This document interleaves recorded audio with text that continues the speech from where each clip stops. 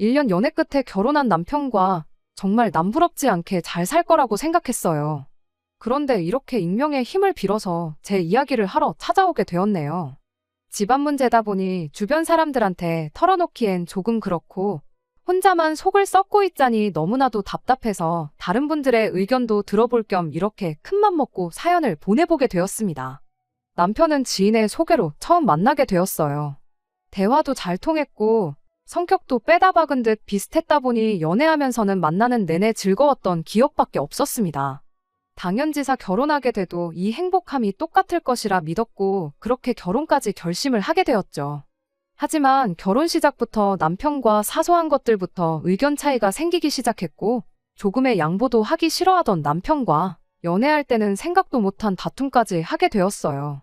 연애할 적에는 이런 일이 없었는데 왜 그런가 생각해봤더니 하루가 멀다 하고 하게 된 다툼의 원인이 우리 둘에게 있는 게 아니었고 늘 시댁이 연관되어 있다는 사실을 깨닫게 되었습니다. 시댁에 섭섭한 마음이 있기는 했어요. 결혼 전과 결혼 후 하는 말이 달랐거든요. 결혼 준비할 당시에 사소한 조건 하나하나 따져가며 결혼하는 건 옛날 방식이라 생각했고 부모님 도움 없이 저희들 힘으로만 결혼하기로 했었습니다. 당연히 저희들 힘만으로 결혼했으니 저희들 할 도리만 하면서 둘이서 행복하게 잘 살면 된다고 믿었고요. 그런데 결혼하고 나니 그제서야 시댁에서 결혼 전에 시부모님이 노후 준비가 다 되어 있다는 사실이 말장난이었다는 걸 알게 되었습니다. 당신들 노후 준비가 되어 있다는 게 효자 아들을 두고 말한 거였거든요. 즉 남편한테 노후 자금을 어느 정도 지원받겠다는 거였어요. 저는 두 분이 노후 준비가 다 되어 있으니 걱정 말라는 뜻으로 받아들였던 건데 너무나도 의도가 뻔히 보이는 말장난이었던 거죠. 아무리 결혼할 사이라고 해도 제가 시부모님 재산이 어떻게 되는지 저금은 얼마나 있고 빚은 얼마나 있는지 그런 걸 꼬치꼬치 캐물을 수가 없다는 걸 알고 일부러 저랬다는 생각밖에 들지 않았습니다. 그렇다 보니 시댁에 좋은 마음이 들지 않았어요. 당연히 남편은 시댁을 불편해하는 저를 못마땅해 했었죠. 그런데 시부모님 재산 문제도 문제지만 그에 버금가는 사실들을 얼마 지나지 않아서 속속들이 알게 되었습니다.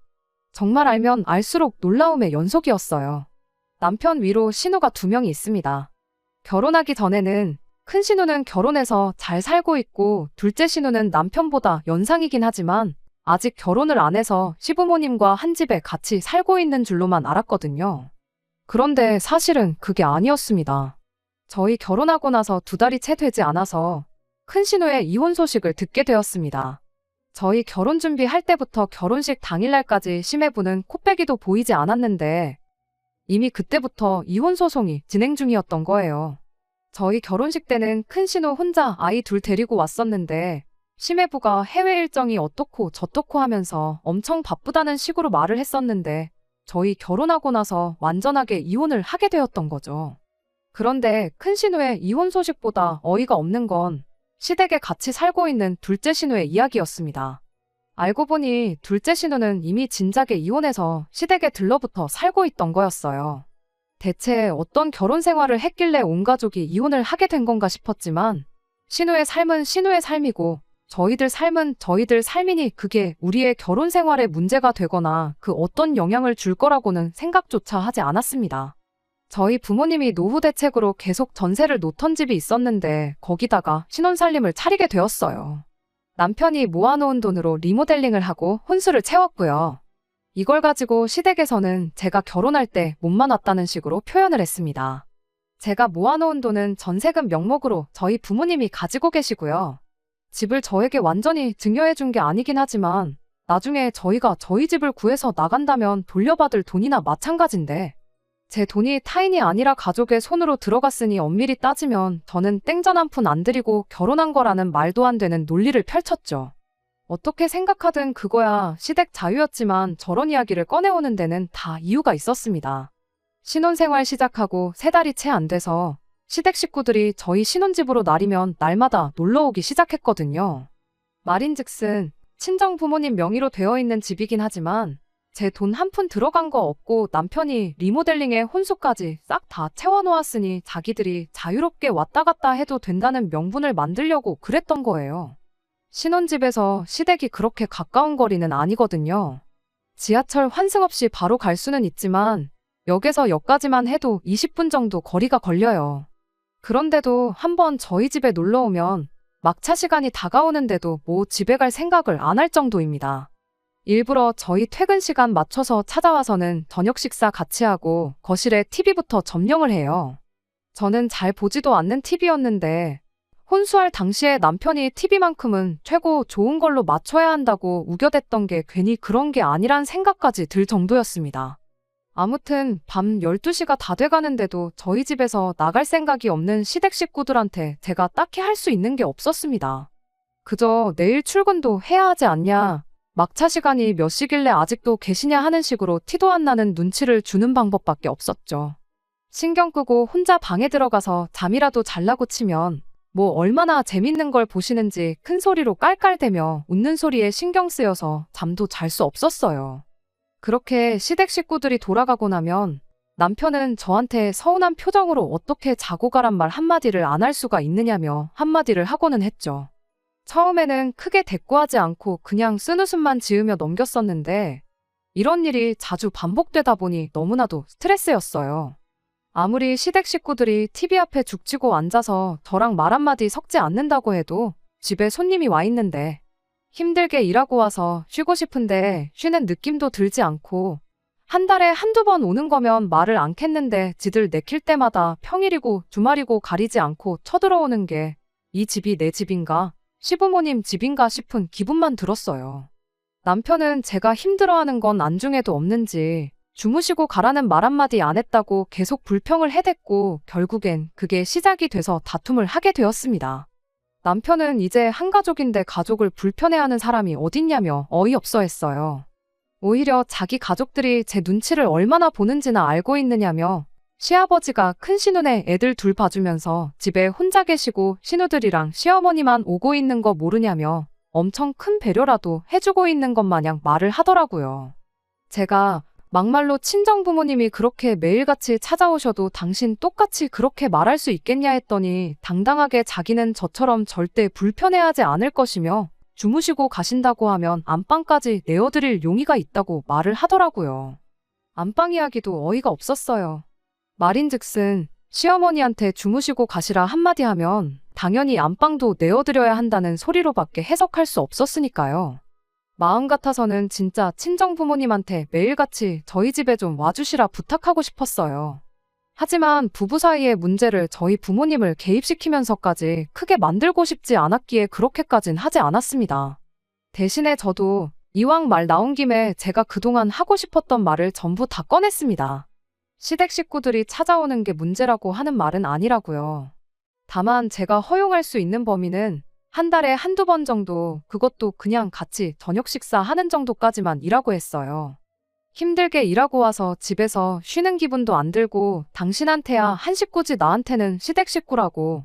우리 결혼한 지 이제 반년도 안 지났다. 반년 전까지만 해도 평생 남으로 살던 사람들인데 그런 내 상황도 이해해주면 좋겠다고 말했습니다. 하지만 남편은 그럼 언제까지 기다려야 한 가족이 되는 거냐? 너무 정없는 소리만 하고 있다며 불편한 기색을 숨기지 않았습니다. 그래도 시댁에 이러한 상황을 전하기는 했는지 그날로부터 일주일 내내 시댁 식구들이 찾아오는 일은 없었어요. 하지만 서로 냉전 상태인 건 여전했죠. 서로 아무 일도 없는 척 대화도 나누고 평소처럼 생활하기는 했지만 저는 저대로, 남편은 남편대로 서로가 서로에게 불만이 가득한 상황이었어요. 하지만 시댁 식구들 찾아오는 거 하나 없어졌을 뿐인데 제 컨디션은 더할 나위 없이 좋았습니다. 남편과의 악감정도 언젠간 풀리겠거니 하고 그날만 기다리고 있었어요. 그런데 며칠이 지나서 남편이 저한테 웬일로 먼저 말을 걸어오더라고요. 하지만 전혀 좋은 이야기는 아니었습니다. 자기가 곰곰이 생각해봤는데 겨우 한 달에 한두 번 저녁 식사만 하고 가시라고 하는 건 너무 정이 없는 것 같다고 말을 꺼내더니 평일에 퇴근해서 지친 몸 쉬는 게 쉬는 것 같지가 않은 게 문제인 거면 주말 이틀 동안 와 계시는 건 아무런 문제가 없는 거 아니냐는 어이없는 이야기를 꺼내더라고요. 주말 이틀이라고 콕 집어서 말한 거 보면 시댁 식구들 작업 가게 해달라는 소리나 마찬가지였고요. 주말 되면 우리는 밖에 놀러 나가 있으면 되는 거 아니냐, 그럼 피차 서로 불편할 것도 없는 게 아니냐고 하는데 어이가 없었습니다. 하도 어이없는 소리를 하길래 빈집에 남이 와 있는 건 더 싫다고 대놓고 거절했어요. 그리고 그렇게까지 당신 가족들이 우리 집에 와서 지내야 하는 이유가 대체 뭐냐고 대놓고 물어봤어요. 대체 어떤 이유 때문에 내 집을 강제로 빈집을 만들어가면서까지 당신 가족들을 신혼집에 들이는 이유가 뭐냐고요. 남편은 그 와중에 또 한 식구 타령을 하면서 자기 가족들을 남이라고 지칭한 걸 서운하다고 따지고 들더라고요. 말 돌리지 말고 묻는 말에나 대답하라고 단호하게 한마디 해버렸죠. 그리고 그제서야 남편이 시댁 식구들이 처한 상황이 딱하다며 진짜 이유를 말해주더군요. 작은 누나 이혼하고 시부모님이랑 셋이 살 적에는 문제가 없었는데 큰 누나 이혼하고 나서 애 둘까지 데리고 오니 안 그래도 시댁이 집도 비좁은데 전쟁통이 따로 없게 되었다고요. 그 와중에 얼마 전 시댁 윗집에 새로 젊은 부부가 이사를 왔는데 그 집이 매일같이 잔치라도 여는 건지 층간소음도 엄청나게 내고 있는 상황이랍니다. 안 그래도 집도 비좁고 정신없는데 윗집에서는 시끄럽게 굴지 다들 힘들어해서 가족들끼리도 사이가 나빠지고 있는 상황이라고요. 12평 빌라에 5식구 사는 것만 해도 말이 안 되지 않냐. 그에 비해 우리 집은 둘이서 사는데 32평이지 않느냐. 놀리고 있는 공간도 많은데 가족들 힘들게 고생하는 걸 두고 보느니 그냥 우리 집에서 시간이나 보내고 가라고 하면 서로 좋은 거 아니냐고. 뻔뻔하게도 제가 전에 했던 말을 그대로 인용해서 장인 장모님이 똑같은 일로 고생을 하고 있다고 하면 너는 그 불편한 삶을 감수하라고 말할 수 있느냐고 하면서 따지고 들면서 저보고 너라면 어떻게 하겠냐고 더 좋은 방법이 있으면 말해보라고 하는 겁니다. 그러니까 지금 자기 가족들이 불편한 건 싫으니 나보고 불편함을 감내하라고 하는 소리냐고 따져 물었어요. 층간소음이야 경찰을 부르던 해서 이웃끼리 해결하면 될 일이고 식구가 갑자기 늘어서 집이 비좁아졌으면 큰 신우랑 신우가 나가 살면 되는 거 아니겠냐고 했죠. 애도 아니고 다 큰 어른인데 이혼했다고 부모님하고 꼭 같이 살아야 하는 건 아니지 않냐고요. 결혼했을 때 전업주부로 살았다고 해서 이혼하고도 전업주부로 살아야 되는 건 아니지 않느냐고. 어차피 먹고 살려면 돈이 필요할 텐데 이참에 신우들도 직장 좀 구해서 사랑구실 하게 만들면 되는 거 아니냐고 했더니 남편은 트집 잡을 게 없었는지 지 누나들 사랑구실 못하고 있다는 말을 트집 잡으며 누나들이 이혼당했다고 무시하는 거냐 성질을 부리네요. 그래서 저도 특단의 조치를 내렸어요. 고작 그런 이유로 당신 가족들이 우리 집에서 시간을 보내고 잠만 집에 가서 자게 하는 거라면 더더욱이 그렇게 하게 해줄 이유가 없는 것 같다고요. 한 달에 2-3번도 이젠 싫다고. 앞으로 시댁 식구들이 우리 집 와서 시간을 보내거나 한다면 당장 이 집은 부모님께 반납하겠다고요. 당신이 이 집 리모델링 해준 비용은 친정 부모님한테 그대로 쳐서 돌려주라고 말하겠다. 혼수로 사온 거 중고로 정리한 뒤에 차액 나오는 것도 전부 계산해주겠다고 했죠. 그리고 그 돈하고 우리 부모님이 가지고 계신 내 돈 받아다가 12평짜리 빌라 전세든 뭐든 적당한 집 구해서 신혼집 새로 차리자고 했죠. 넓은 집에서 좁은 집으로 가기는 싫었는지 열변을 토하던 남편이 그 말에는 대답도 못하고 꼼짝 않고 가만히 있더라고요. 그렇게 상황은 일단락되었고요. 그렇게 한 달이 지난 상황인데 저도 워낙 강경하게 나가서 그런가 그 이후로는 진짜 시댁 식구들이 코빼기도 비추지 않고 있어요.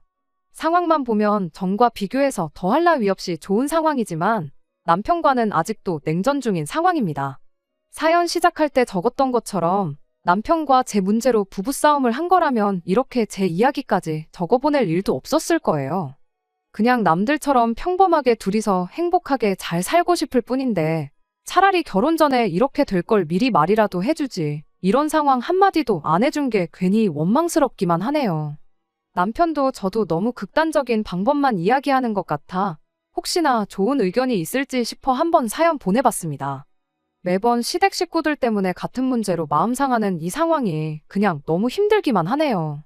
오랜만이네요. 제가 제 이야기를 사연으로까지 보내다 못해 이렇게 후기까지 보내게 되는 날이 올 줄은 생각도 못했습니다. 결론부터 말씀드리자면 결국 남편과는 이혼을 하게 되었습니다. 가족들 생각에 잠도 제대로 못 이룬다던 남편을 보니 내 남편으로 데리고 사는 것보다 가족들 품에 돌려주는 게 100배 1000배 낫겠다는 생각이 들었거든요. 막상 이혼하자고 하니 가족들하고 연까지 끊겠다고 나오는데 그럴 거면 애초에 처음부터 그 고생을 시켰는지 싶어요. 제 사연에서 말했듯이 남편한테 제가 시댁 식구들이 한 번만 더 찾아오면 집 부모님께 돌려드리겠다고 선언한 뒤로는 시댁 식구들이 찾아오는 일은 없었어요. 다만 남편과 감정의 고른 날이 갈수록 깊어져만 갔지요. 그래도 한 집에서 한 이불 덮고 같이 사는 사이인데 언제까지 이렇게 지내야 하나 싶어서 제가 먼저 마음의 문을 열고 남편과 대화를 시도해봤습니다. 다만 시댁 식구들 관련해서는 한치도 양보할 생각은 없었어요. 신우들한테까지야 제가 잘할 필요는 없지만 시부모님한테까지 모질게 굴 필요는 없겠다고 생각했죠. 그래서 남편한테 신우들은 물론 시조카들은 안 되지만 시부모님이 가끔 오셔서 같이 시간 보내고 쉬다 가시는 건 괜찮다고 먼저 말을 꺼냈습니다. 막차 시간까지는 아니더라도 저녁 식사하고 같이 드라마 한 편 정도는 볼 수 있다고요. 주말에는 집이 비어있을지라도 오시고 싶으면 오셔도 되고 이따금씩 같이 외식도 다니고 하자고 말을 꺼냈는데 제가 너무 한 번에 많은 걸 허락해 준 건지 남편이 혼자 확대 해석해서 신우들은 안 되지만 시부모님만큼은 내가 감내를 하겠다고 받아들였나 보더라고요. 그렇게 시부모님하고 몇 번 시간을 보내고 나서는 며칠 지나지 않아서 자기한테 좋은 생각이 있다면서 시부모님을 모시고 살자는 제안을 해왔습니다. 제가 무슨 소리냐고 따지기도 전에 제 말을 먼저 끊어버리고는 평생 모시고 살자는 소리가 아니니 걱정 말라고 하면서 신우들이 어느 정도 준비가 될 때까지만이라도 모시고 살면 어떻겠냐는 거예요. 준비는 무슨 준비냐고 물어봤더니 둘이 직장도 구하고 독립해서 나가 살 만큼 돈을 모으고 나서라고 하는데 뭐 독립한다는 게 고시원 같은데 방구해서 들어간다는 건 아닐 테고 전세든 월세든 보증금이 필요하게 될 테니 그 돈 모을 때까지만 시부모님을 모시고 살자고 하길래 가당치도 않은 소리 말라고 했죠. 그랬더니 그럼 이건 어떠냐면서 우리는 두 식구가 너무 넓은 집에 살아서 문제고 시댁은 5식구가 너무 비좁은 데에 살아서 비롯된 문제가 아니겠냐면서 서로 집을 바꿔 살면 안 되겠냐고 하는 겁니다. 고작 한다는 소리가 시부모님 모시기 싫으면 집을 바꿔서 살자고 하니 어이가 없었어요. 일단 집이 넓어지면 신우들도 그렇고 시부모님도 불편할 게 없어질 테니 우리 집에 찾아오는 일도 없어질 것 아니겠냐고 자기도 갑자기 생각난 건데 이거야말로 모두가 행복해지는 시나리오 아니겠냐고 혼자서 좋아하더라고요. 남편이 말하는 모두가 행복해지는 시나리오에는 제가 들어가 있지 않다는 게 문제라면 문제였죠. 그리고 그 사실을 깨닫게 되니 제가 아둥바둥 남편을 회유해가며 스트레스 받을 이유가 하등 없다는 사실도 같이 깨닫게 되었어요. 애초에 가족들을 놓지 못하는 사람인데 이걸 거절한다고 해도 다음번엔 또 어떤 신박한 이유를 가져다 대면서 가족들을 위해 내 인생을 희생하라고 하겠구나 하는 생각밖에 안 들었어요. 그래서 이혼 이야기를 꺼냈습니다. 남편이 정색을 하더니 장난하지 말라고 하길래 진심으로 하는 소리니까 잘 생각해 보라고 했어요.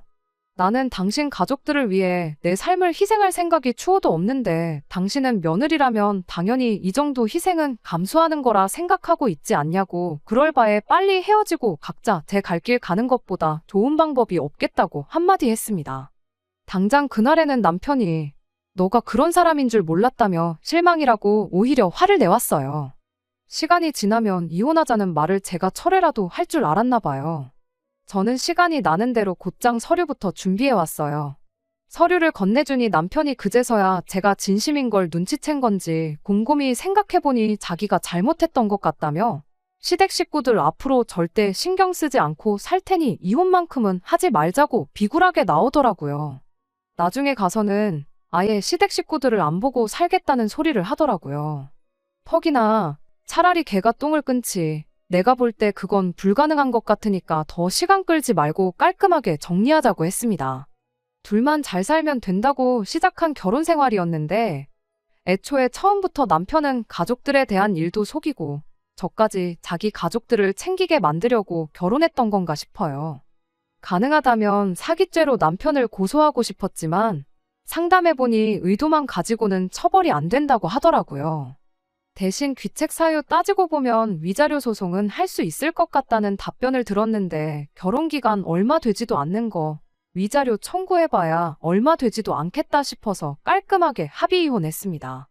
합의 이혼 해주면 전에 말했던 것처럼 리모델링 하는데 들어간 돈도 그대로 돌려주고 혼수장만 하는데 들어간 돈도 제대로 계산해서 돌려주겠다고 했더니 복잡하고 머리 아프게 소송까지는 갈 필요는 없었어요.